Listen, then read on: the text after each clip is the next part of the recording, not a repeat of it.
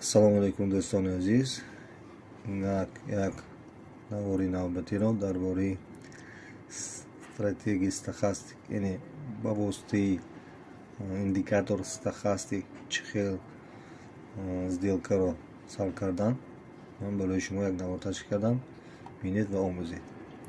Мана бинед, дар соати 8 ман сделкаро 8:38 сделкаро сар кардам.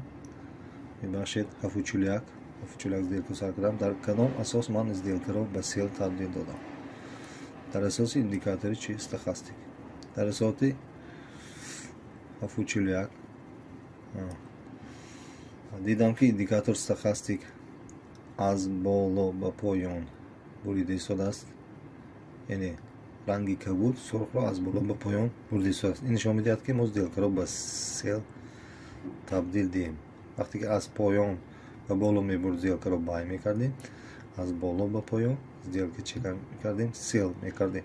Барои чӣ? Барои ин ки дар 80% перекупленности ҳамин қурби асроро, яъне евро нисбати долларро нишон дода истодааст. Барои ҳамин дар асоси ин перекупленност 80% ва дар асоси он ки аз боло рахи кабуд сурхро бурида истодааст, инам нишон медиҳад ки мо сделкаро ба чӣ табдил диҳем? Ба сел табдил диҳем. Дар ин асос, дар асоси ҳамин индикатори стохастик ман сделкаро ба сел табдил додам. Бинед, дар ҳақиқат чӣ кард? Оправдат кард. Прогнози мо оправдат кард. Дар ҳақиқат курс поён рафта истодааст ва ман фоидаро ба даст оварда истодам. Чӣ? Ҳоло фоидаи ман $11, $10 ташкил дода истодааст. Ба тек профит мондам. Тек профит $38 чӣ ташкил медод. Вақте ки нарх ба $38 меояд, сделка маҳкам мешавад, ман фоидаи худро ба даст меорам. Вагарна вақте ки курс обратно меравад, чӣ мешавад? Сделка минус баравад, дар $21 ман чӣ мекунам? Минус сделка худ ба худ маҳкам мекунам. Не? Яъне ҳоло чӣ аст? Сделка ман оправдат карда истодааст. Ман метавонам интизор кушам то дар тек профит фоидаи худро чӣ кунам? Ба даст биёрам.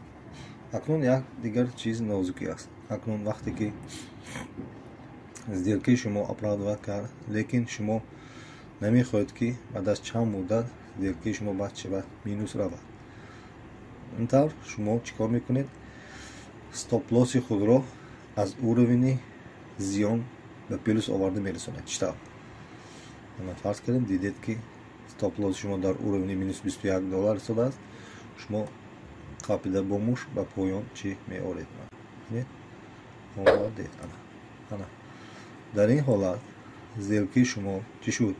Вақте ки боло рафта бошадам, дар минус не, дар плюс $4.60 сделкаи шумо чӣ аст? Маҳкам мешавад. Бинабари ин чӣ аст? Страховкаи шумо аст.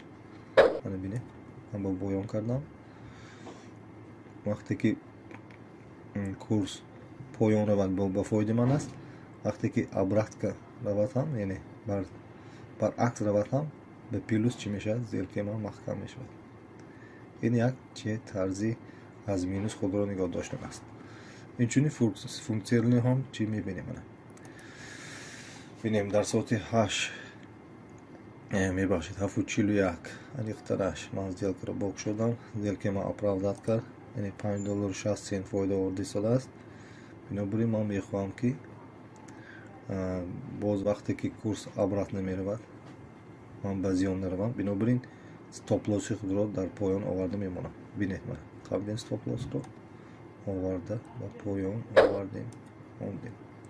Акнун бинед чанд шуд? Минус $3.5. Вақте ки мана дар наздиктар бинед, мана вақте ки қурб обратка нархи худро боло мерафта мешавад, дар тек стоп-лосси ман дар уровни $6.30 худаш ба худаш чӣ маҳкам мегардад. Ман ба ҳамин тавр аз зиён худамро чӣ кор мекунам? Нигоҳ медорам. Ин буд як нозукӣ, як тарзи депозити худро нигоҳ доштан ва фоидаро аз сделка чӣ ба даст овардан. Яъне ман ҳам ҳоло дар тек профит низ фоидаи худро ба даст меоварам, ҳам дар стоп-лосс низ агар курс баръакс равад, сделкаи ман ба плюс маҳкам мешавад дар ин ҳолат шумо депозитри худро аз нобудшавӣ нигоҳ дорда фақат ба плюс чӣ меравед. Ин буд як навори ман дар бораи нозукӣ. Мана бинед зелка чӣ махкам шуд, дар плюс махкам шуд. Истори мебинем дар $5.90 зелка чӣ махкам шуд. Ин чи аст? Як нозукӣ касби трейдинг аст. Инак дар паноҳи худо бошед. Ман дастро ба пауза мегузорам. Бо дар оянда бо мебинем. Дар оянда байро зелки байро чӣ қадр ташкил карданро мо чӣ кунем меомӯзем. Зелкаро чӣ тавр бай кардем. Ин дар сел буд. Ман як наворо дар бораи байрис чӣ ҳолат шавад мегузарам. Худоҳофиз. Дар паноҳи худо бошед.